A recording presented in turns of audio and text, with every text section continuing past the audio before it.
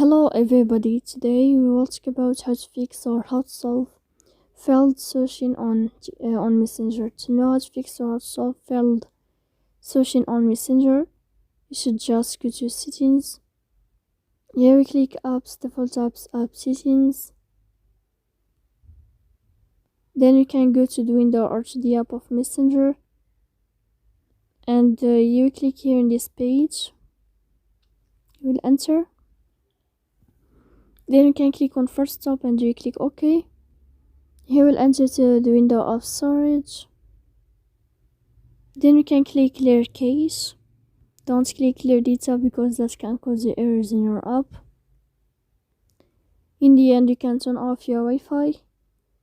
And you can wait a moment to turn on your Wi-Fi again. So please don't forget to support us by like and subscribe. See you next time in another video.